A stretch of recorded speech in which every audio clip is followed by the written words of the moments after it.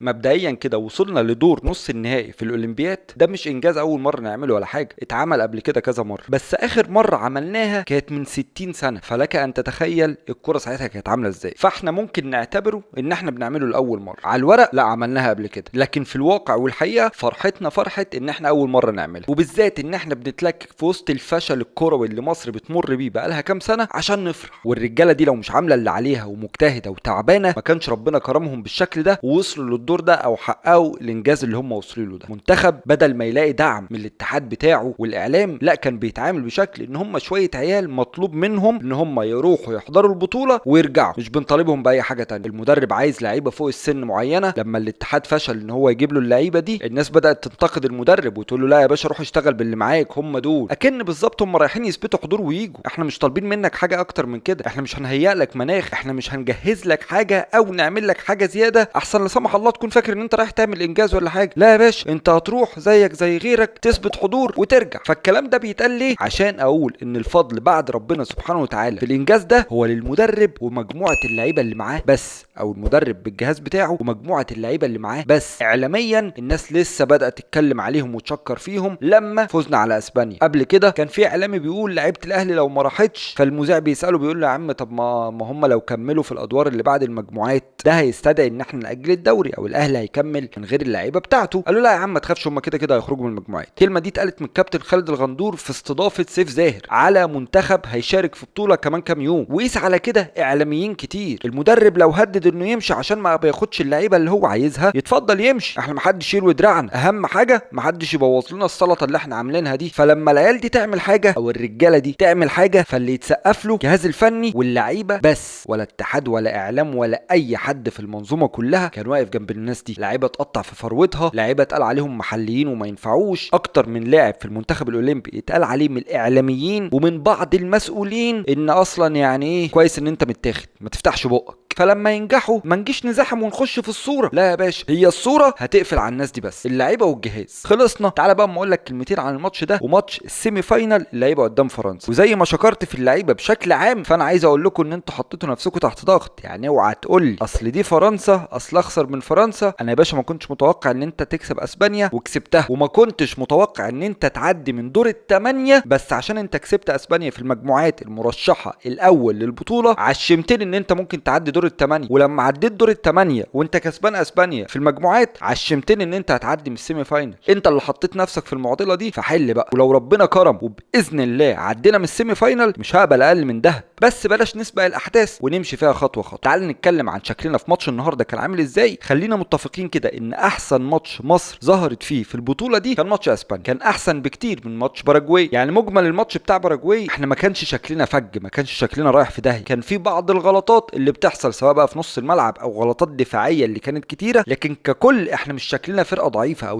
فرقه هينه، لا بالعكس. ده قبل جون باراجواي اللي رايح على الجون اكتر واللي مضيع اكتر، ودي نقطه لازم نتكلم فيها، هو منتخب مصر. احنا جالنا اكتر من كوره سواء في الشوط الاول او في بدايه الشوط الثاني ان انا ممكن اقتل الماتش، اخلص الماتش او اريح اخليهم يطلعوا اكتر عشان يدوروا على التعادل، اقدر اجيب الثاني والثالث. ففكره الصربعه اللي في خط الهجوم اللي بدون اي داعي والماتش لسه 0-0 ملهاش اي لازمه. يعني بالبلدي كده انت يا باشا رحت وجربت وضيعت ففضلت 0-0. فايه بقى لما تتأنى وتوصل وتلعب المضمون وتضيع؟ ما انت كده كده ضيعت بس العبها صح. لكن كرة زي اللي جات لأسامة فيصل اسوأ اوبشن ليه في الكرة دي هو خده. الكرة اللي ابراهيم عادل ضغط فيها على المساك وهو بيطلع، ردت ابراهيم عادل سندها لأسامة فيصل براسه. في تو اوبشنز في الكرة دي ما لهمش تالت، الاولاني يدوس على الكرة ويكمل ويخش وينفرد بالجون، او التاني يسند السنده التانيه لزيزو اللي كان رايح على الجون. هو اختار الاوبشن ان اول ما نزلت على الارض شاط من بره ال 18 واللي الحمد لله جت في ايد الجون وطلعت بره واستفدنا بيها ان هي تبقى كورنر. كان وراك ايه ولا كان ايه اللي ملهوجك يخليك تاخد قرار زي ده؟ ما تدوس يا باشا وروح، ما انت كده كده ضيعت. روح واوصل للجون وجرب اعملها صح او اعملها بالشكل الصح، ولو ضاعت يبقى انت عملت اللي عليك. لكن لما تضيع بالشكل ده انت كده مش عامل اللي عليك. قيس على كده اكتر من كوره جت لمنتخب مصر كان فيها صربعه كتير جدا قبل الجون. على النقيض اول لما لبسنا الجون الناس بدات تتأنى. يعني كان اللي واصل لي ان الصربعه اللي قبل الجون دي، فاحنا الربع ساعه اللي بعد الجون انت هتلاقي لهوجه بنت لذينه، كل الكور بره، كل الباصات غلط. انا بالنسبه لي مصر ما بداتش تمسك كوره وتلعب بشكل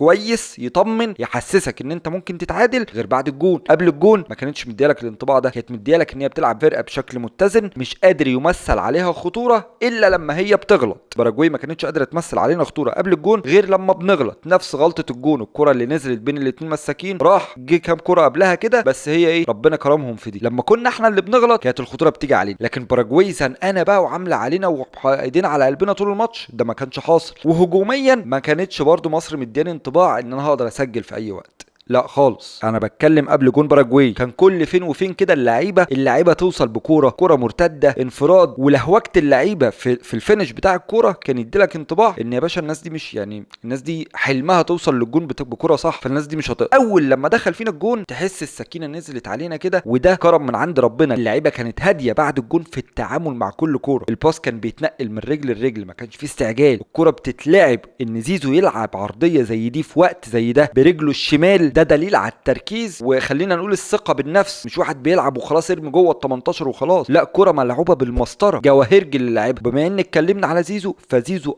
اول ماتش ليه مع ان ما كانش عامل الفرق تمام، يعني ما فيش حد في منتخب مصر كان عامل الفرق الفظيع، هم كانوا كلهم على بعض رجاله، فالبالك كده شايله نفسها، ما كانش في واحد شايل الفرقه على كتف. بس مع ان زيزو ما كانش عامل الفرق، بس كنت حاسس ان زيزو لعيب كبير. اول ماتش احس ان زيزو لعيب كبير وسط المجموعه، اي واحد مزنوق في اي حته في نص الملعب زيزو كان بيفتح له، نفس الدور اللي كان النني بيعمله طول الماتشات اللي فاتت واللي لسه بيعمله. اي لعيب مزنوق في باص، اي لعيب مزنوق في تحرك، دايما تلاقي المساعد بتاعه زيزو اللي كان بيخلق باص لكل واحد في منطقه نص الملعب. ده غير الاسيست اللي عمله جه منه الجون، ده غير الكره اللي لعبها زيها بالعرض برده لابراهيم عادل قبلها، طلع كذا حد على اليمين قبل كده لعب كره بالعرض. كان دوره في الملعب انه يوصل لزميله، لا تعالى يا باشا نزل كره انا معاك اهو ما تخافش انا جنبك. كانت باينه قوي في الماتش ده، واللي يمكن ما كانش يفرق معاه اصابته من عدمها لو ما كانش ظهر بالاداء ده في الماتش ده. قبل كده كان بالنسبه لي هو لعيب عادي زيه زي اي حد، ممكن يسبب خطوره وممكن ما يكونش ليه اي تاثير في الفرق. لا دلوقتي باللي انا شفته لا انا عايزه في الملعب، واتمنى ان شاء الله. هو للاسف يعني اصابه الضمه دي بتبقى رخمه، حتى لو حاجه بسيطه لازم يقعد عليها، بس اتمنى ان شاء الله ان هي تكون حاجه بسيطه وما تاثرش على مشاركته في السيمي فاينل. وزي ما اتكلمت على زيزو احب اقول كلمتين على كوكا، اللاعب اللي هو وشه كده يديلك ان هو بيبي فيس، يعني تحسه طفل لكن من جواه راجل عنده 80 سنه ما شاء الله عليه. يتحط في اي مكان كرة بتنزل تحت على الارض ما بشتتش ما بتلهوجش ما بلعبش كرة غلط، ويمكن ده اللي خلى المدرب يبدا بيه باك ليفت على حساب كريم الدبيس، مش عشان هو اشول بس، لا عشان المنطقه دي ممكن يتعمل عليا منها خطوره وممكن احتاج ان انا اطلع اعمل منها هجمات، فانا محتاج واحد متزن يعرف يتصرف تحت ضغط. ودي الحاجات اللي كانت ناقصه في كريم الدبيس الماتشات اللي بدا فيها اساسي. والنني طبعا حدث ولا حرج، يعني غير الكلام اللي الناس اتكلمت عليه طول الماتشات اللي فاتت، ماتش زي ده بيلعب مع عيال كلهم اصغر منه ب10 سنين تقريبا، وما شاء الله عليه متحرك في كل متر في كل شبر في الملعب طول ال 120 دقيقه. نفس الكلام اللي قلت على زيزو النني كان بيعمله، انا هيلبر لاي حد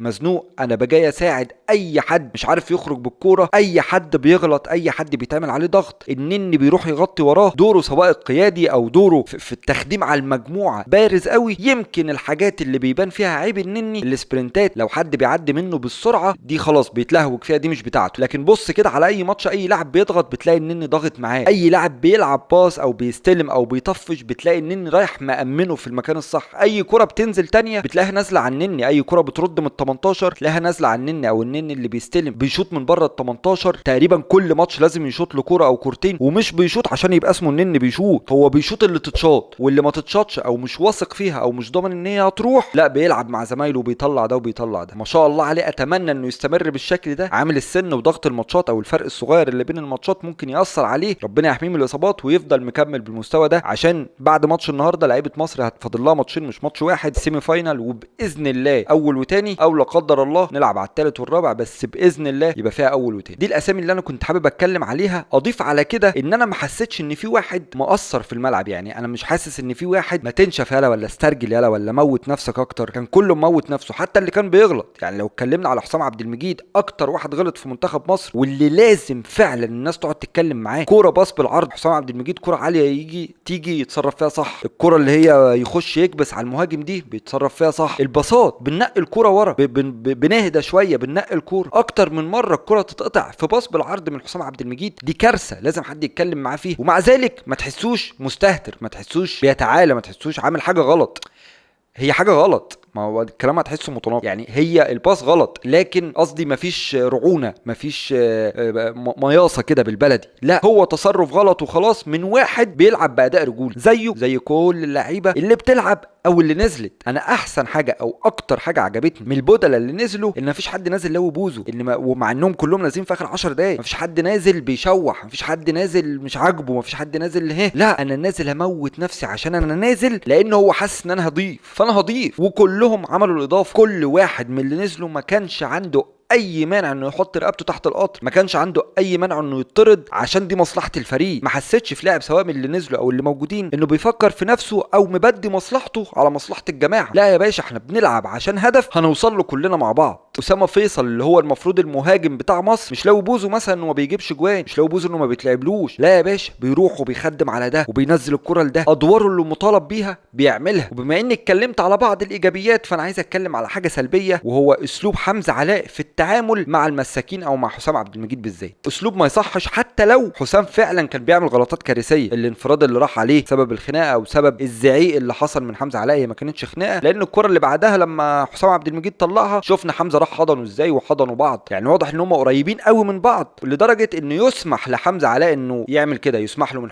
حسام عبد المجيد يعني. بس مش عجباني في حته انك ما ينفعش تزعق لزميلك او تتعامل مع زميلك بتعنيف جامد كده قدام جمهور قدام اعلام، وبالذات لما يغلط، مش عشان شكله ولا عشان العيب والصح، عشان هو ما يتهزش، عشان هو ما يغلطش بدل الغلطه 2 و3. خلي دي بينك وبينه على جنب، خلي دي لما تخش الاوضه جوه، لكن ما تجيش والكره معاكوا والكره عندكوا والكاميرا عليكوا والجمهور عليكوا والناس كلها بص عليكوا وتعمل او تعنفه بالاسلوب ده، حتى لو كان عامل جريمه، حتى لو دخل فينا جول، عشان الاسلوب ده ممكن يخليك تخسروا بقيه الماتش. يعني هو اي واحد لاعب كوره باين ان العلاقه بينهم تسمح لهم ان هم يعملوا كده. انا اخوك الكبير او انا وانت اصحاب بقالنا 20 سنه، ممكن اعاملك بالاسلوب ده، لكن خد بالك ان هو هيتقبلها كاخ، لكن تركيزه ممكن يروح ككوره، فيبقى انت خسرته في الملعب. انت بدل ما عندك واحد كان ممكن تلحقه من انه ما يغلطش تاني، لا ده انت اكنك طلعته بره الماتش تماما. فلازم حمزه علاء حد يتكلم معاه في الحته دي. نسيب بقى ماتش النهارده ونروح نتكلم على الماتش اللي جاي، ماتش فرنسا، اللي انا كنت اتمناه بصراحه ان هي تكون الارجنتين، مع اني ما شفتش ولا ماتش لفرنسا، بس انا شفت الارجنتين وكانت اسهل. ماتش مش هيكون سهل حتى لو هم كوره مش اعلى مننا بكتير، مع ان هم كده كده اكيد اعلى مننا ولو بحته قد كده يعني، لكن الماتش هيكون صعوبته جمهور وضغط الجماهير اللي هيبقى علينا من اول دقيقه لاخر دقيقه. والحمد لله اللعيبه اتحطت تحت كل المواقف بشكل تدريجي يوصلهم ان هم يبقوا على كفاءه ان هم يلعبوا ماتش زي ده تحت ضغط جماهيري، تحت ضغط تحكيم، مش ضغط تحكيم ان هيبقى فيه مجامله، بس دايما الحكام لما بتيجي تحكم الفرقه على ارضها قدام جمهورها بتبقى مركزه بزياده بشكل ممكن يخليه يعمل غلطات تحكيميه عشان ما يبوظش الماتش. فالماتش كله على بعضه مكهرب، بس انا ثقتي في اللعيبه باللي هم مروا بيه يخليهم قادرين يلعبوا ماتش زي ده. لعيبه اتعادلت مع اضعف فرقه في المجموعه اول مره، كان عندها المنافس المباشر ليها اللي هو اوزبكستان، تاني ماتش في المجموعه قدروا يكسبوه، قدروا يكسبوا المرشح الاول للبطوله دي ويصعدوا اول مجموعه عشان يقابلوا الفرقه الاسهل باراجواي مش اليابان. قدام باراجواي دخل فيهم جون في الدقيقه 71، فاضل 19 دقيقه تقريبا، قدروا يرجعوا للماتش، لعبوا اكسترا تايم، ضغط عصبي ومجهود بدني كبير جدا، وصلوا بيه لضربات الجزاء اللي يعني حدث ولا حرج على الاسترس اللي بيبقى على اللعيبه، وعدوا منها وكسبوا. فانا بيتهيالي مش فاضل حاجه في الكوره لسه اللعيبه ما مرتش بيها جوه البطوله دي، فهم نفسيا مهيئين لماتش زي ده، مهيئين. واللي انا اتوقعه بصراحه انه هيكون ماتش احسن من ماتش اسبانيا. مش انا بقول ان احسن ماتش لمصر في البطوله دي اللي كان قدام اسبانيا، انا اتوقع ان ماتش فرنسا ده احسن من ماتش اسبانيا. ليه؟ تعال احللها لك كده. انت في المجموعات اول ماتشين ليك الفرقتين اللي ما يجوش نص اسبانيا، انت لعبت ماتشات وحشه قوي. ليه؟ لان ايدك على قلبك. اول ماتش ده شيله، لسه بتجس نبض وبتشوف البطوله وعامله ازاي وبتاع، شيل الماتش ده. تعال ماتش اوزبكستان كان حياه او موت بالنسبه لك، لازم تكسب. اللعيبه مرعوبه تاخد الريسك، اللعيبه مرعوبه تاخد خطوه زياده ملهاش لازمه، انا لازم اكسب. لما دخلوا ماتش اسبانيا وهم مرتاحين، مش فارق معايا اي حاجه، فزت اتعادلت خسرت، في احتمال ان انا اصعد.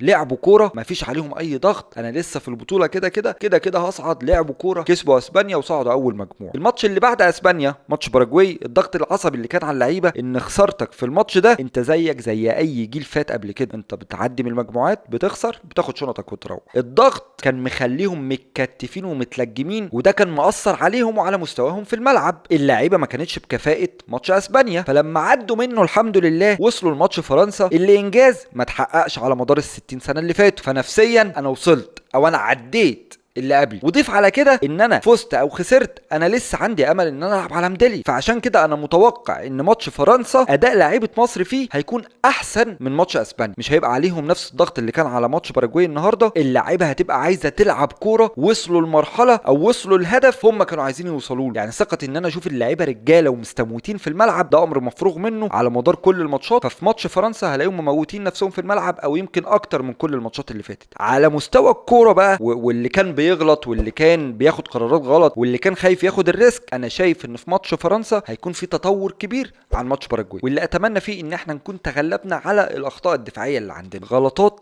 كوارث لازم نقف عندها. بتضيع، مش هقول لك بتضيع مجهود مجموعه، هي كده بتضيع مجهود مجموعه، بتضيع مجهودك انت. يعني انت كلاعب بتعمل حاجات كويسه جدا، تيجي بباص واحد تكره الناس كلها فيك. لازم الغلطات دي هي عدت الماتشات اللي فاتت بالستر. الماتشات اللي قبل كده لحقناها، اخر ماتش ده ربنا كرم وعرفنا نعوض وكسبناه. اللي بعد كده الله اعلم هتعدي بالستر ولا لا. فلازم يبقى في وقفه عند الغلطات اللي كنا بنعملها في خط الدفاع. تنقيل كوره يا جماعه ما فيهاش حاجه، التمركز، الناس تكلم بعض، الطلوع بالكوره، ما ازنقش زميلي، ما لبسش زميلي، ما بقاش عارف ان في كوره غلط اعملها لمجرد ان انا مش مركز. لا، نبقى هاديين، نقي الكوره من رجل لرجل. انت يا باشا اوريدي وصلت المستوى، انت بقيت من احسن 4 منتخبات في البطوله، فمتع الناس ووريهم كورتك، واللي انا متاكد ان هي عندك. طلع كورتك في الماتش ده واحنا يا باشا نقول لك تسلم، مش عايزين منك اكتر من كده. بس يا سيدي، وبكده ابقى وصلت لنهايه الحلقه. ان شاء الله نعدي من فرنسا، واشوفك في الحلقه اللي بعد ماتش فرنسا.